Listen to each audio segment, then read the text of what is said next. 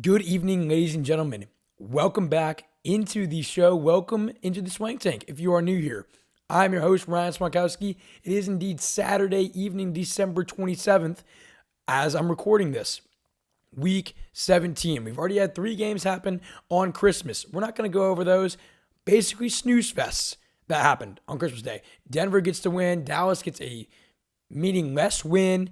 And Detroit absolutely struggled and has been eliminated from playoff contention. That's about your 15-second summary there. We're focused on the rest of the Week 17. Saturday games, Texans at Chargers, happening essentially as I'm recording this. In the afternoon, or really at night, Packers, Ravens in Lambeau, no Lamar Jackson, no Jordan Love. We'll talk about that here in a second. After that, everything and anything Week 17. It is crunch time. This is where teams solidify their spot more. This is where teams lock up their division. This is where teams get fully eliminated from playoff contention. 1 week left after this current one in the 2025 NFL regular season. I'm here to break it all down. Again, welcome into the show. I'm your host, Ryan Swank. We're going in depth every single remaining game of Week 17. I'll give you my winner. I'll give you some DFS locks, some fantasy previews, some fantasy look for your fantasy championships, some bets that I'm placing. Doesn't mean you have to place it, but some bets that I'm placing. If you want to tag along or you like them, might as well. Come join me. We had a really good week last week. We'll get into that much later in the show. Welcome in. If you are not already, please go and follow the Swank Tank at all the socials at the Swank Tank. YouTube, Instagram, TikTok. Those are the main 3 that we are on.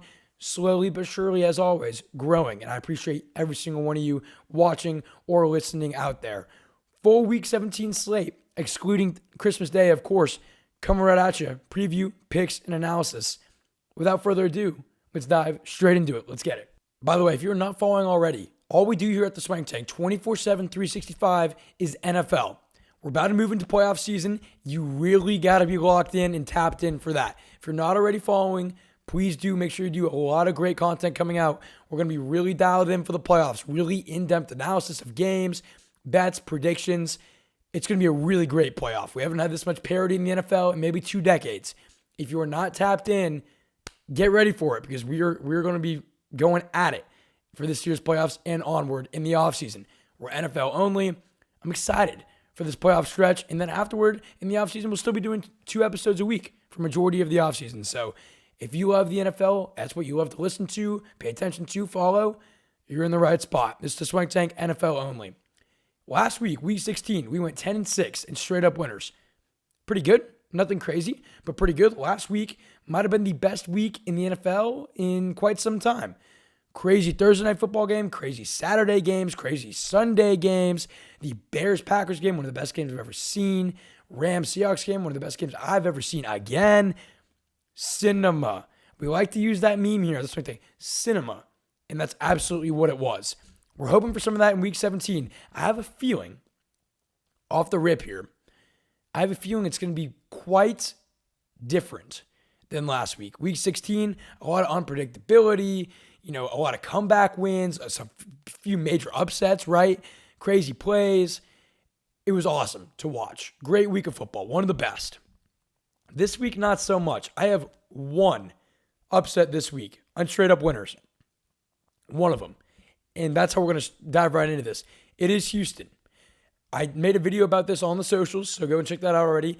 But this game's happening again, essentially as I'm recording. I do have the Texans going into LA and defeating the Chargers. Look, I'll break this down real quick because this game is probably now over by the time you're watching or listening. Both these defenses are super legit. Texans obviously probably the best in the NFL, especially with the Broncos' recent decline in defensive production. Texans are the best in the NFL. Both these defenses are very good. Both secondaries are very good. What the Chargers are weak at is protecting Justin Herbert. They've given up the 5th most sacks in the NFL. Houston gets home to the quarterback a lot. That's the edge I like to play in that game. It's going to be ugly. It's going to be low scoring. I mean, 20-17, 16-14, something right in that range would be very much expected. It would not surprise me in the slightest. That's where Houston has the edge to me, is given that Chargers front. Texans have won 7 straight, fighting for the AFC South. Chargers have won 4 straight, fighting for the AFC West, with Denver still. I just think Herbert or that Texans defense causes one too many mistakes And that's what the difference is. CJ Stroud doesn't have to win this game for Houston. He doesn't have to win essentially any game for Houston. It's the defense, right? That's what they rely on. They like to play the 17-14 game. They like to play the 20-14 game. That's how they're built. CJ, don't turn the ball over. Let the defense handle it. You're going to win maybe every game you're in. That's what we've seen over the past 2 months from Houston. The Chargers have looked damn good too. They've looked very good. Offensively, we expected them to pop off last week. They did. McConkey found the end zone. Herbert had one of his best games of the season. Finally found some offensive rhythm, right? Now they go up against the best defense in the NFL. I think they come out a little flat. And this is going to be a really good game in terms of competition. But in terms of fantasy, nope. In terms of scoring, nope. I think it's ugly. Give me Houston, and exactly. When the game gets ugly, you probably lean Houston. I'm going to lean Houston because I know they've played against Herbert before. They played against him last year in the playoff, caused 4 interceptions against them. D'Amico Ryans is familiar with that team a little bit. I'm going Houston to get the upset. They're like minus 104, but the Chargers are minus 1.5 in their own building. I'm taking the Texans to get the win. We move on into the second Saturday game. And this one's real interesting because, like I mentioned in the start of the episode, no Lamar Jackson, no Jordan Love. You should get the 7-8 Ravens traveling to take on the 9-5-1 Green Bay Packers. Lamar's out here. I already mentioned the Texans game would be ugly, and that's probably a past tense now, right? That game's probably already happened when you're watching, listening. This game I expect to be very ugly as well. Very ugly. Even if Lamar and Jordan Love were playing, I would still think this game is ugly. Night game, Saturday night at Lambeau in the cold. With how the Ravens have been playing recently, with how Green Bay has kind of been playing recently, this game will be so ugly. This Saturday slate, not necessarily bad football, just disgusting, kind of gross football, in my opinion. Both teams coming off, really tough losses here. Packers just clinched a playoff spot, which is big for them. They're still fighting for the division, I believe. Maybe not. I think they're kind of stuck at where they're at, essentially. But they're still fighting for seeding, but they're clinched. The Ravens obviously have to win out in order to make the playoff. They got to win the AFC North. I think it's over, especially because I'm about to get into my pick for this game. But the Ravens are very much still fighting for something, of course. So still a meaningful game. Packers have clinched. Ravens obviously have not. Here's the deal. I can't, and I continue to say this week after week after week, I can't, in good faith, pick the Ravens to win any competitive game. Not this season. I just can't do it. I can't get around to doing it. Ravens last week, Sunday Night Football against New England, able to go up. We all knew New England was coming back in that game. We all knew it. The Ravens, every week I say this, are such an incomplete football team. Green Bay is not complete at all. The Ravens are just more incomplete. And you see it, whether it's a late game turnover, whether it's, can't punch it in the red zone, whether it's Lamar Jackson underperforming, I should say, on the season. I very much have doubted the Ravens all year long, and I've been correct in most of those spots. I will continue that pattern here. Another big note, -4 turnover differential for the Ravens. That's what they have on the season. They have a -4 turnover differential in the season. Last week, Diggs got whatever he wanted to against the Ravens. Whatever he wanted. Diggs had one of his best games of the season for him in New England. Packers. All that being said, Packers. I think their defense steps up here, especially it's Huntley. You know what Huntley's going to want to do. He's not going to be throwing the ball 20, 30, 40 yards downfield. Quick passes, dump downs, and scrambling. That's what he's going to want to do. When you understand that and you know that, and it's not Lamar Jackson doing that, a little bit easier to control, a little bit easier to maintain. I like Green Bay here. In the cold, in their own building. Even though they've clinched, I'm taking the Packers because I can't trust the Ravens at all this season. They're too incomplete. I'm going to take Green Bay to win this game. The Ravens season is over. And I've called this week 6, week 7, week 8. Been waiting for it to become official. I think this, and I'm not trying to be a hater. I'm just trying to be a realist. I think this is the week now it's over. I'm going to take Green Bay on Saturday night in their own building. As you can see from my background, if you're watching on YouTube, we are not in Austin. We are still at home in beautiful 80-degree Houston, Texas. what a great Christmas it's been. What a great week it's been. Hopefully you all out there had a very great Christmas and looking forward to New Year's as well. Appreciate you all tuning in. Moving into the Sunday slate, the 9-6 Pittsburgh Steelers trying to wrap up the AFC North with no DK Metcalf. Traveling to take on the 3-12 in-division rival Cleveland Browns. Jaylen Warren time here is the first note. It is Jaylen Warren time. DK Metcalf suspended the last 2 games, missing out on a lot of money potentially in the future for punching a fan. Idiotic move. I don't care what a fan says to you. Idiotic and immature move by DK Metcalf on all fronts, especially given the situation the Steelers are in, trying to win the AFC North, traveling to an in-division rival. What are you doing? What are you doing? I'm not in his shoes. I don't know what the fan said exactly, even though that fan has held press conferences about this whole situation. Kind of ridiculous. Blowing it a little bit out of proportion. It's just an interesting situation. All that being said, DK Metcalf, you can't do that. And everybody knows that. That's not a take. I'm not coming on here to blab about that for 10 minutes. DK Metcalf knows that. He has to be better. He has to be more mature, especially given where the Steelers are at in their season. It's do or die. They want to clinch. Idiotic move by DK Metcalf. That being said, Jaylen Warren time. The Browns, this is the big reason why. So one, DK Metcalf's out. More volume to go around. That could increase Freiermuth, Washington, the tight ends. That could be Calvin Austin stepping up now a little bit. MVS stepping up a little bit. Now it just tells me run game heavy the rest of the way. These last 2 games. Cleveland in their last few games has really struggled against the run. Really struggled against the run. Browns have given up 490 rush yards over their last 3 games combined.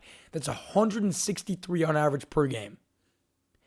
Throughout the first 13, 14 weeks, or just not even first, just 13, 14 weeks, Browns' running defense was stout. It was strong.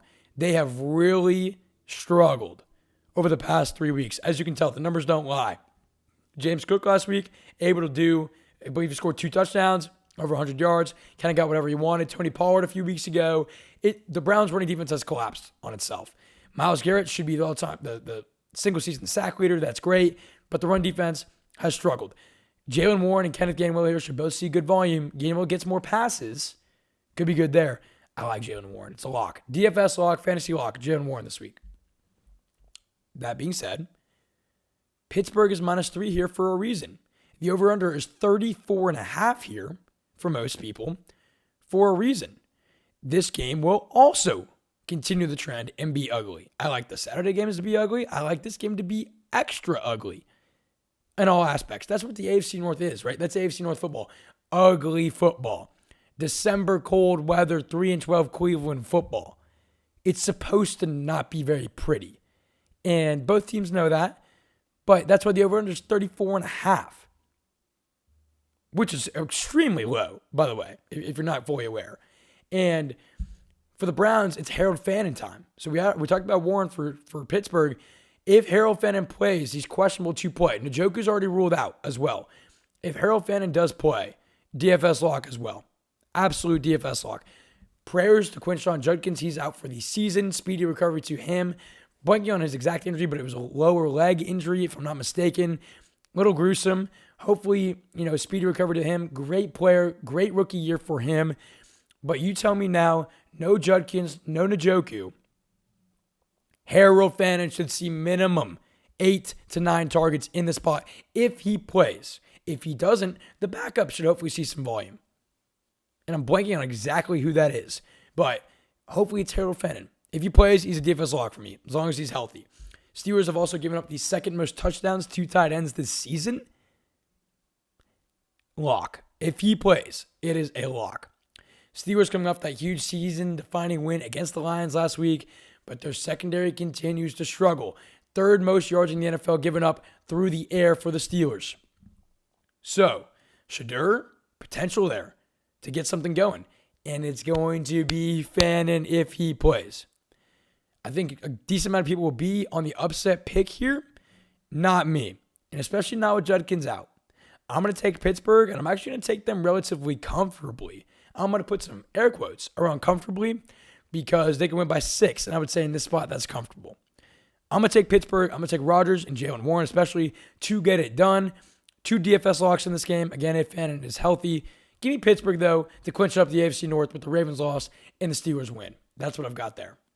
We now have the 3-12 Cardinals traveling to take on the 5-10 Bengals. Every game in the NFL matters. That's why we cover every game. We go in depth on every game. The ones that have really zero playoff implications will keep just a little bit quicker for you. But every game matters, especially fantasy-wise, betting-wise, DFS-wise, and draft capital-wise, of course. In this game, we know how horrible the Bengals defense is in all aspects. I don't got to keep beating that drum. We get it. It's awful.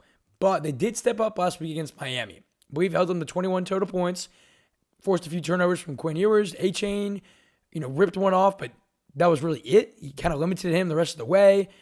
Dolphins are completely dead in the water. Completely dead. Both these teams are. But the Bengals offensively last week lit them up. Cardinals, in correlation with the Dolphins, are also dead in the water. The Cardinals have lost 7 in a row. Jacoby Brissett has not won a game as a starter, and as far as I'm concerned. And recently, their defense has been worse than the Bengals, in all honesty. It honestly seems like they're not playing defense whatsoever. But before last week, they were giving up over 34, 35 points per game, I believe. It's still right around that mark. Bengals just put up 42 last week. Higgins was involved. Burrow threw for 4 tutties. This can be a high-scoring game. The over-under is at like 53.5 for a reason. This game can be an absolute score fest between two non-competitive teams. Marv is questionable here with a heel injury, but for fantasy and DFS purposes, this game has a lot of value to it, obviously. Great spot for Burrow. Could be another good spot for Chase Brown. With this game, it's just a whack. Yeah, I think it's going to be high scoring, but between two teams that aren't playing for anything whatsoever, you never fully know, right? When it comes to DFS and fantasy especially. I expect it to be high scoring. I expect it to be good value. That doesn't necessarily mean that will happen because these teams are so non-competitive right now. So I'm a little worried about that. But based off what I'm seeing, based off the Cardinals' really lack of any defensive production whatsoever, I will take the Bengals at home to have some fun with it. Line it up a little bit. Maybe throw some more deep balls to Jamar Chase. Keep him happy. Happier, I should say. Burrow definitely also wants to end the season on the right note. Cardinals are just trying to get to the end of the year. I'm taking the Bengals. I'm taking Joe Burrow to get it done in their own building. We keep moving forward. The 5-10 Saints traveling to take on the 3-12 Tennessee Titans. Titans coming off a nice win versus the Chiefs. The Saints have now won 3 straight. On the flip side, we got some momentum here for the Saints. Tyler Shock has looked damn good. Really good. If he closes out strong, I could see him winning Rookie of the Year after only starting, 8 games? 9 games? Whatever it's been. He's looked really good. I've already seen great flashes from him. He is a franchise guy moving forward. Now it's about building the right pieces around him. Offensive line needs to be rebuilt. Weapons outside of Olave. Kamara's getting a little old. Need more of them. That being said, in this game, I don't like anything here. What I do like here actually is the under. Really don't love this spot. Saints defense was pretty strong last week against the Jets. Titans defense was really strong last week against the Chiefs. I expect both defenses here to be pretty solid. Both offenses here to be a little bit stagnant. I can see a 20-13, 20-10 win by the Saints here, which would hit the under. And the thing is, there's no big angle you can give me where it's like, oh, this game is going to pop off. Oh, this game is going to be super interesting. I understand Tyler Shock's been really good. That's a fun player to watch, right? But there's nothing I like here. DFS-wise, I like the under, and that's about it. Saints secondary has been pretty solid throughout the year. Titans not as much, so Shucks, in a pretty decent spot here to do well. Both run defenses are pretty similar. Again, Shucks been playing really good ball, and we'll be talking about him a lot more come the offseason on this show, on the Swank Tank. TVH, not much else to dive into here. I'll take the Saints. They're the better team. They've been hot. So I'll take them. But that's really it for this game. There's really not much else to it, in complete honesty. I do like the under. Titans still trying to get that number 1 pick. The Giants or the Raiders will win this week, maybe even tie, which helps them regardless. Titans want a higher draft pick. I see them losing this game. Give me the Saints, and we're just going to keep on moving forward. We now have the 11-4 Jaguars traveling, the red hot, by the way, 11-4 Jaguars traveling to take on the 8-7 backs against the wall Indianapolis Colts. Colts started 7-1. Then I found themselves at 8-7. They also have now lost 5 straight games, giving up a lot of points on Monday Night Football to Brock Purdy and the 49ers. The Jags have won 6 straight, including games against the Chargers and the Broncos. The note for the Jaguars for the past 6 weeks is that they have found their offensive consistency. Through those first 10, 11 weeks, we talked a lot on this show about the Jaguars' inconsistencies. Travis Hunter goes out. Trevor Lawrence isn't playing up to par. One game they can throw the ball, one game they can run the ball. Haven't been able to fully put that together. Over this 6-game win streak, it's been very much the flip side of that. They've been dominating on the offensive front. They have scoring over 34 points per game. I'm going to reemphasize this. They are scoring. The Jacksonville Jaguars, over their 6-game win streak, are scoring 34 points per game on average. That's insane. That's an insane pace. They played the Chargers, who have a phenomenal secondary. They played the Broncos, who have a top 5 defense. The Jacksonville Jaguars offense is here, people. It took a little bit for Liam Cohen to fully get it meshed together. It is here, and it is dangerous. It's damn dangerous. Tootin in this game will be out, something to note there. But ETN is just going to get a little bit more volume. That is something to note, though. I like to use Tootin on short yardage situations. ETN a little bit more for some passing back situations. It'll be interesting to see how they go in navigating about that with that injury. Not the end of the world for the Jags. And they're obviously scoring a lot of points. I believe they'll probably still do that here. And, now is a good matchup, right? This is what you want to think for the Colts. They've had the quarterback injuries. Phillip Rivers is still in there now. He will get the start in this spot. Now you can finally breathe and be like, oh, maybe this week Jonathan Taylor is a good matchup. 49ers was a terrible matchup for him. Seattle was a terrible matchup for him. When do I get the Jonathan Taylor week where it's like, we don't got to throw the ball 40 times a game. We can just feed our guy, or what was for 8 weeks an MVP candidate. Oh, it's this spot. Nope. They're getting real unlucky. Really unlucky with that quarterback injury timing, because, again, you want to be able to feed Taylor in the spot over and over and over. Have him win you the game. They can't do that this week again. They haven't been able to do that yet. They can't do it here. Jaguars have given up the least rushing yards in the NFL. The least rushing yards in the NFL given up. The Jacksonville Jaguars. So, Jonathan Taylor, he's had some success. He's been really actually hot or cold against the Jags in his career. This is another spot where he's probably going to be cold. What does that mean? Phillip Rivers has to win the game. What does that mean? They're going to lose. The Colts are... I would like to see the Colts win this game. I'll say that.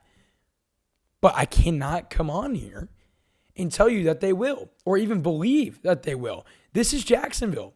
The Colts' biggest issue continues to be their secondary on top of this, right? So Phillip Rivers is going to have to win them this game, most likely. Alongside that, the Colts secondary, you saw it last week, got torched. Sauce Gardner is back in this spot. Big deal. But DeForest Buckner, who's also supposed to come back, out for season now. Neck injury. Out for season. So you get Sauce back. That's good. Maybe the secondary is a little bit improved. But Trevor Lawrence has been, over the past 6 weeks, a top 5 quarterback in the NFL. They're scoring over 34 points per game right now. And with the secondary like the Indianapolis Colts, really bottom 5 as of late, it worries me, along with not being able to run the football with Taylor how they want. Jordan Lewis for the Jags, on the flip side, is out for the rest of the season. Kind of a hard loss for them. He's got 2 picks on the year. Good, plug and play type of guy for their secondary. That's a little bit of a blow. But outside of that, it's got to be the Jags. Jags secondary has had a few issues this year, giving up the 9th most passing yards this season. But from everything else we've talked about, I'm taking Jacksonville. I like this game overall to be somewhat high scoring, and the Jags are the better team, 100%, through and through. Especially with the Colts playing on fumes, they're a little bit out of gas. It's been evident. Phillip Rivers, can he do it? I don't think so. Give me a somewhat high scoring game. Give me Trevor Lawrence to play well yet again. ETN to see some good volume. Jacksonville continues to roll forward, and they're going to move to 12-4 and win 7 straight. That's my pick there. We keep moving. The 7-8 Bucks traveling to take on the 6-9 Miami Dolphins. This has to be Bucks. This has to be Bucks. Man, has this team struggled and lacked an identity for 6 weeks now. Ever since Mike Evans went down, really, in like week 8 or week 9, this team has lacked an identity. They've lacked the clutch gene. Everything you saw in week 8, we are now in week 17, has been thrown out the window. Oh, weeks 1 through 8. Oh, Baker and company are down 3 late. I don't know if they're going to do it. Oh, they did it. Wow. Miracle. They pulled it off. Baker's him. He's clutch. Ibuka. Oh my God. Rookie of the year. Where did that go? Where did it go? It snowballed when Mike Evans got hurt. Chris Godwin's been in and out. Then you got Baker Mayfield getting hurt himself. It's been a roller coaster of a season for the Tampa Bay Buccaneers, and they are very much not peaking at the right time at all. In this spot, though, I like them a lot. Their defense and their secondary has been such an issue. Last week, I called it and said Bryce Young would win this game for the Panthers. He did that. 2 passing touchdowns. They had to. Dowdle didn't even cross 30 yards, I believe. We called that game to a T. Their secondary can give up some plays here to Quinn Ewers and company. I like the Bucs offense here a lot. They know what they have to do. It's a must win. Miami season's over. It's a must win for the Bucs. I think they do it. I like their offense a lot in this spot. The Dolphins have given up the 8th most Dolphins have given up the 8th most passing touchdowns in the NFL and the 9th most rushing yards in the NFL. This Dolphins defense, as it has been all year long, is vulnerable in both the run and the pass. This is time, man. It's time. I'm not saying the Bucs are going to go on some run and win the NFC South. I'm not saying that. In this spot, I like Baker. I like Evans. I like Irving. I like them all. I would not be shocked if Baker and company put up 40 plus. They know what they need to do. Staying over there in Florida, taking on the Dolphins in some hotter weather. It's a prime spot for the Buccaneers. Dolphins last week in the second half really struggled against the Bengals. Of all defenses, they struggled against the Bengals. My boy Quinn Ewers shook 'em horns. Didn't play. He played all right. Not great, but all right. Another big note here, the turnover differential. Bucs are 6th best in the NFL turnover differential with a +8. Dolphins have a -5, which is bottom 8 in the NFL. So you tell me already. Huge difference in turnover differential favoring the Bucs. Then you tell me the Dolphins defense is bottom 10 in passing and rushing. It is time. This is the Buccaneers pop-off game offensively. They could give up 30. Their secondary might give up 30. It's been that bad. I don't care because I think Baker and company get it really going. Get the engines churning. It's a must win. It's a must win. Bucs have to win this. I think they win this. I think they take care of business even with that weak secondary. Give me Mayfield and company to make that last game, week 18, real damn interesting in Tampa Bay against the Panthers for the division. That's my take there. We move forward. The 12-3 Patriots at the 3-12 Jets. We're going to keep this one quick. It's Patriots. Pats are -13.5 here. That's almost 2 touchdowns. It's a little rich for my taste. I don't normally dance with numbers around 12, 13 points. Don't take them to tango. I'm not going to do that here. But when we're looking from this game logistically and as a whole, it's New England. Jets are allowing, listen to this. The Jets are allowing over 37 points per game over their last 3 games. Think they miss Sauce Gardner? Think they miss Quinnen Williams? I'm not saying they would be there helping them lead them to a playoff push or anything, but the defense would at least be a little bit better than this, giving up over 37 points per game over the last 3 games. New England's in a really good spot here to do whatever they want, of course. Pats' run defense continues to be stout overall, giving up the least rushing touchdowns in the NFL. What do the Jets like to do, and what's the only thing they can do? Somewhat run the football at Breece Hall. Don't like him here this week whatsoever against one of the best run defenses in the NFL. That means 2 things. 1, they'll be down a lot and down early. What does that translate to? Brady Cook. 2, if you can't run the football, what does that translate to? Relying on Brady Cook. Is that something I trust? God, no. God, no. Nobody does. Just no. Pats have a few injuries here. They're trying to get healthy. They're trying to win that division and get healthy. Regardless, Henderson's going to be questionable. Something to keep an eye on there. If he's out, Stevenson's a lock. Pretty simple there. If he's in, I like Henderson. He wouldn't be a lock, but he'd be pretty close to it. Pats dominate this game. They get whatever they want. Not touching the line here. But Pats need to win this for the AFC East and the AFC as a whole. Come the playoff race, it's New England. They're winning. They're 7-0 on the road this season. That will move to 8-0. They will win this game. So far, no upsets on Sunday. I preface this at the start of the show. Not a lot of upsets. It's going to be a gritty, grimy, ugly week of football. Sometimes that's what the NFL is. It gives and it takes. This is going to be a pretty straightforward week in my eyes so far. Pats win this game. We keep moving on. Now we move into one of the best games of Week 17. The 12-3 Seattle Seahawks taking on the 8-7 Carolina Panthers. The first place in the NFC South, Carolina Panthers. Seahawks on the road at Carolina are -7 here. Just keep that in mind. Let's compare their secondaries to start. Been very even. Pretty much matched equally overall across the season. What the big difference here is the run defenses. Seattle's run defense is clearly the better grouping. They've given up 8 rushing touchdowns this season, second best in the NFL. The Panthers have given up 18 rushing touchdowns on the season. So double, more than double, the Seattle Seahawks rushing defense. That is something to very much be aware of in this spot. Every week I come on here and tell you, what does Carolina want to do? Run the football. Typically when they can't, last week was not the case, typically when they can't run the football, they lose.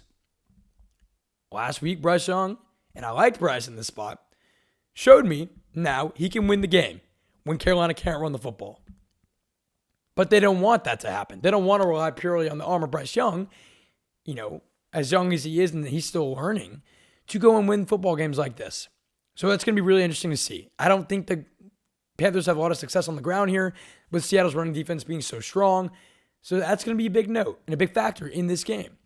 Seattle able to get some rest after a crazy Thursday night football game, so a long week and a half of rest for them, which is something to note as well. And it was their new additions last week that sparked the comeback. Cooper Kupp making some big time plays and touchdown. Shaheed with the punt return touchdown that really sparked it all. That's who the Seattle Seahawks are this year. They're deep and they're balanced. They're deep and they're balanced. They're very similar to the Rams in that aspect where each and every new week, a different player can be helping them win games. That's who Seattle is this season. You saw that last week, and I think now you see that here again this week. The Panthers last week were able to squeak out that crazy W against the Bucs, even with their run game struggling like I mentioned. But I have to take Seattle here. They're favored for a reason. They're the better team.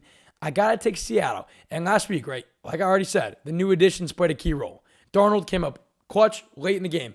But where has Kenneth Walker and Zach Charbonnet been? They've been involved. They have not been dominant whatsoever. Earlier in the season, the Seattle Seahawks relied on more of the run game to close out some games, to put some teams away. They've gone away from that a little bit because they've been down a little bit. Rams game was very much down, very much one of those.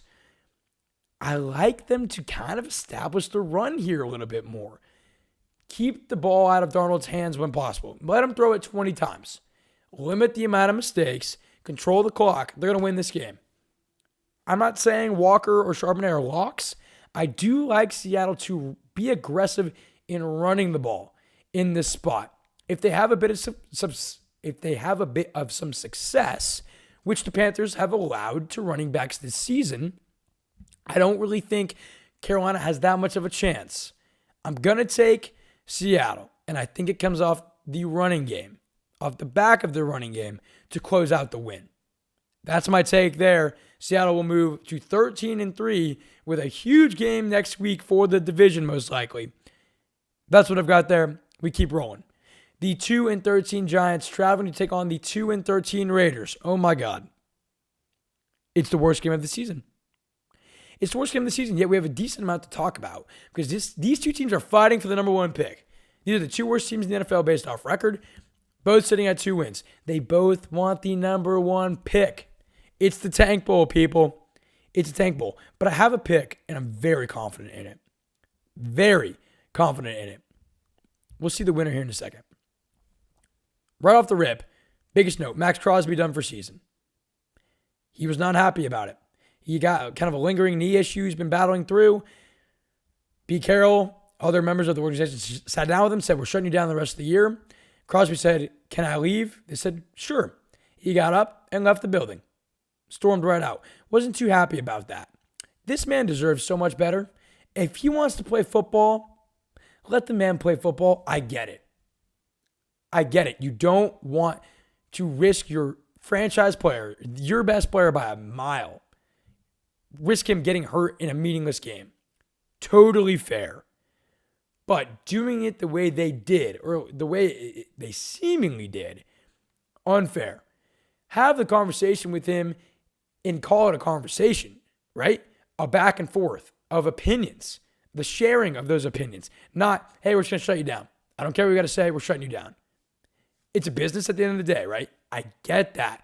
This has been your franchise guy for what, 5 years now? You signed him in the offseason to a 3-year, $106.5 million deal. He is your leader. He is your captain.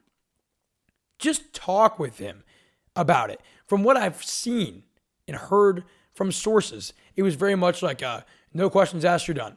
And again, it's business at the end of the day. This is your leader. You just pissed him off. What do you think Max Crosby is going to be wanting to be doing come March? Not putting on the black and silver. He's going to be wanting to find a new home, and I can't blame him because the Raiders continuously are making moves in the wrong direction. Let's go draft Ashton Jeanty. Great talent. Not the time to draft him. You have one of the worst offensive lines in the NFL. Let's go get Pete Carroll, who had a lot of experience. He's a Super Bowl champion, been around the block 3 decades, right, around football. Okay, not the hire you need. Not the hire I wanted them to hire. I wanted a young guy, a project guy. Pete Carroll's a guy you come in to plug and play. He's been there before. Hey, coach, we have a pretty good team. We're trying to cross the hump. That's not who these Raiders are. This is a full rebuild organization. Their new GM, John Spytek, first year with the team, came over from Tampa Bay, right? He's the new guy. He's the young guy. You got Geno Smith. They went too much veteran presence in a time where they need to be getting younger, newer, and taking more chances. Those hires continuously have showed this season. And I love Pete Carroll, and I love Jeanty as a player, but those moves and those draft picks and those hires have turned out to be a disaster for the Raiders, and we saw it coming. Encapsulating all of this, they pissed off Max Crosby, and that's the last thing you want to do. Pissing off a franchise player. Along with this, Brock Bowers shut down for the rest of the year. The last 2 games remaining, injured. He's done. So no Crosby, no Bowers in this game. John Spytek has a lot on his hands this offseason. GM for the Raiders, first year, like I said. A lot going on this season. Crosby's pissed off. Is the head coach, is Pete Carroll the guy for the job? Your offensive line is absolutely atrocious. Your defense isn't too much better. Got a lot on his hands. A lot on his hands. A lot of work to do over there for the Raiders. But I will tell you this. I think the Raiders are going to be one step closer to that first overall pick, I should say, this year. With Bowers out, with Crosby out, I think the Giants do it here. The Giants haven't won a road game all year. And I'm confident in them going in to Vegas and winning this football game. I expect the Giants' defense, their defensive front especially, to be able to get to Geno and company. Kafka is wanting his first win. He is yet to win as interim head coach of the Giants. He gets it here. Dart could be in a good spot here for whatever he wants. There's no Theo Johnson, which is huge blow for them. Huge blow for the Giants. Tyrone Tracy's in a good spot. Jeanty's in a good spot for volume. Tyrone Tracy's in a good spot here to succeed. He's a DFS lock for me. It's the Giants. I think the Giants win it, and I think the Raiders are, both these teams are dead in the water. The Raiders, even more so. In a smart way for them. Spytek wants that first overall pick. So let's shut down our best players. They did that. Giants are going to go on the road here and put up some decent offensive production. Giants all the way. Good spot for a little bit for Jeanty volume-wise, but for Tracy especially. We keep on rolling. 3 games left in the slate. We now roll into the last 3 o'clock game of the Sunday slate. The 10-5 Eagles at the 11-4 Buffalo Bills, one of the best games of the weekend. Bills are minus 1.5 here in their own building. For me, this is a pure keep the foot on the gas pedal game for the Buffalo Bills. Eagles have already won their division. That's been clinched and are now just fighting for playoff seeding. They will not be the number one seed. Obviously, that's going to be the winner of the NFC West. The Bears are also 2 games in front of them. Or a game. 2 games, I believe. Game and a half, whatever it is. Probably not catching the 2 seed. They could, but probably not. They're fighting for seeding. Not the most, important. It is important. Do not get me wrong. But it's not like they're fighting for their entire season, right? Just something to keep in mind. Buffalo is still alive to win the division, coming off a close win against Cleveland. This season, they have played very hard to upper competition, right? And very, very weak or just really flat against lesser competition. They play up to the good, down to the bad. That's what we've seen from Buffalo. Obviously, this is an up to the good spot with Philly being a good team, being a playoff team, being, the NFC East winners in 2025. Bills have given up the least amount of passing yards in the NFL. That shocks me every time I see it. The Bills have given up the least amount of passing yards in the NFL. Every time I read that, I'm like, how is that even possible? But it's true. Well, the Eagles are top 7 in that category as well. Both secondaries are pretty damn good. It's the Bills' rushing defense here that is a little worrisome. Fourth most rushing yards in the NFL given up. Obviously, Barkley's been more of a factor, especially over the past 2 weeks for Philly. He could have a good game here, 100%. But I think the Eagles make one too many mistakes in this spot. Buffalo at home in the freezing cold. I know Philly plays in cold too. I get it. But at home in the cold, they play up to the good, down to the bad. It's a foot on the gas type of game for Buffalo. I really think so. And I'm confident in this one. I think Buffalo wins this game 100%. And I think it's because the Eagles make one too many mistakes. Against the Commanders, they were very much letting them hang around last week. Jake Elliott missing 3 field goals. Silly game, clock decision making. Silly just game management making. Up until the fourth quarter, they pulled away. I think this is Bills. I really do. And I'm pretty damn confident in this pick. Josh Allen, he's Superman. He can put up 5 touchdowns on you. They can all 5 be on the ground. They can all 5 be in the air, whatever it is. I like James Cook in this spot to get a lot of volume. I just think they grind it out. I think it's just an overall team win. The rushing defense needs to step up just a little bit. But I just think if the Bills take care of the football mainly, they'll do it. I'm confident in Buffalo this week in their own building. Philly's shown weaknesses a lot this year. That could be exploited again in this spot. They're getting a little bit healthier still. I'm going to take Buffalo in their own building to roll. We move on. Sunday Night Football, unbelievably massive game. Huge game. The 11-4 Bears at the 11-4 49ers. This is going to be cinema. This is going to be a damn good game. I'm looking forward to this one. We know the Bears love to run the football. Not only do they love to do it, they're very successful in doing it. Second in the NFL with 152 rushing yards per game. Very good. Elite level of running from Monungai and Swift this season, along with throwing Caleb in there. And the Bears, they're the comeback kids this year. You have teams that year in and year out that can win those one-possession games. The Bears are that team. Last year it was the Chiefs. This year it's the Bears. Crazy comeback against the Packers. Caleb Williams, the Iceman, hitting the little celebration. They got some swagger. They got some momentum. They're feeling atop the NFC North. They're feeling it. And that run game's been feeling it all season long. But here comes the but. The 49ers have a top 10 rushing defense this year. Maybe throws a little wrench in their plans. 49ers have a -4 turnover differential in the season. The Bears have the best in the NFL with a plus 21. 25 turnover swing there, I should say. So the Bears protect the football. They cause a lot of turnovers. Niners on the flip side, not so much. They've been a little better recently, but still not so much. So that's a big note to keep in mind in this spot. Both of these secondaries have been exploited this year at times. So it comes down to this.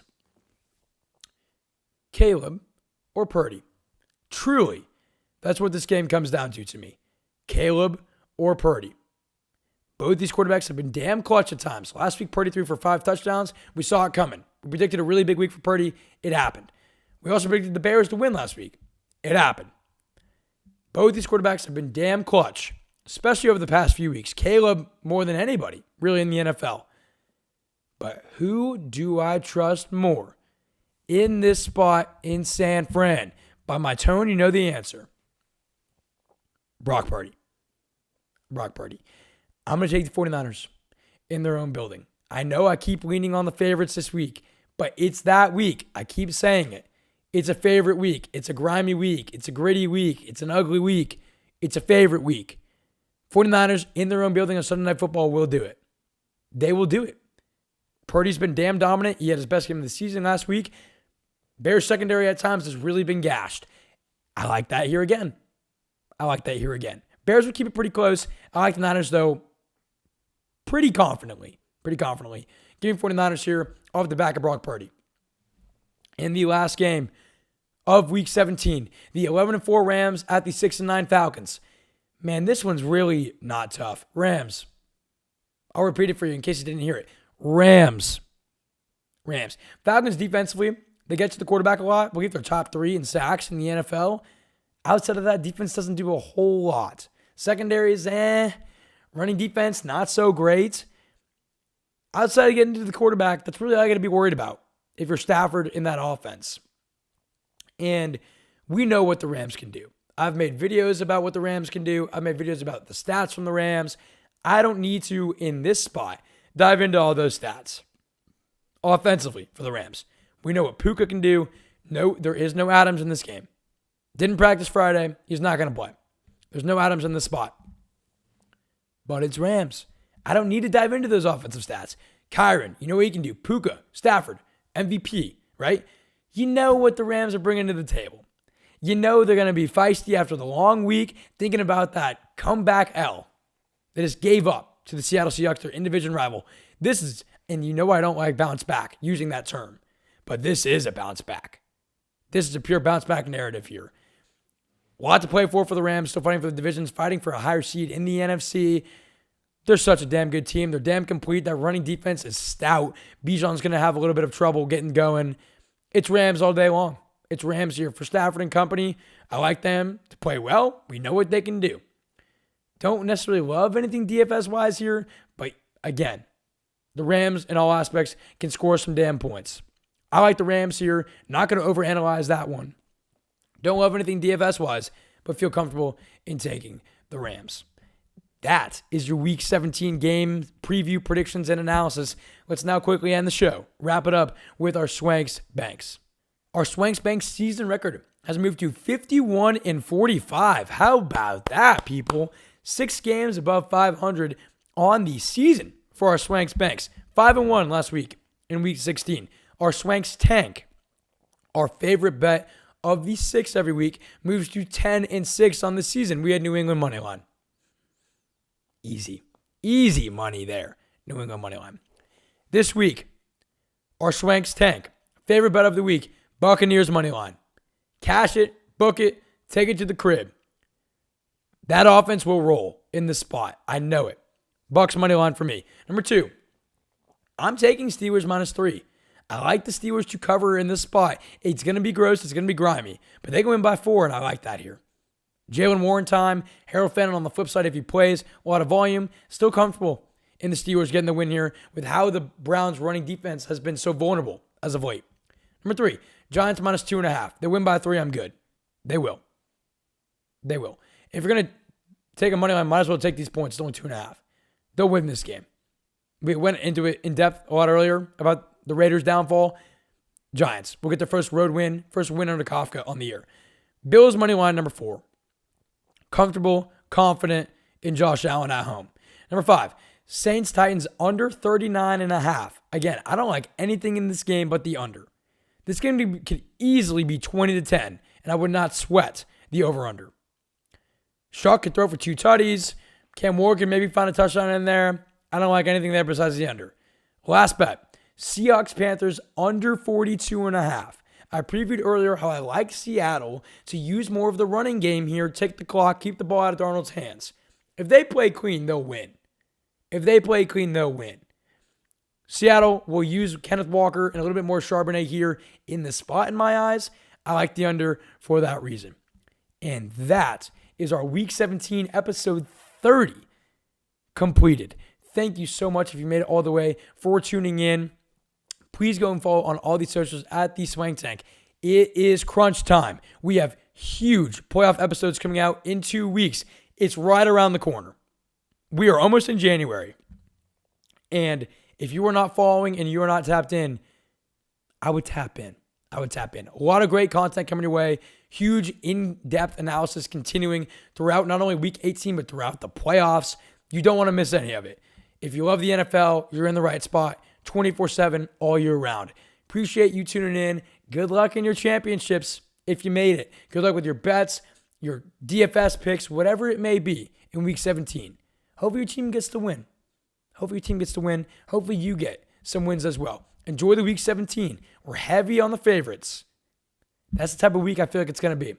Enjoy your weekend. Enjoy the rest of your weekend. Enjoy your new year. We will see. I'll be dropping my show schedule later on this week for Week 18. I'll be traveling, so it's going to be maybe a little different. I'll keep you guys updated there. Appreciate you more than you know. Enjoy your NFL slate. Week 17, it's a big one. Have a great rest of your weekend. We will see you guys soon.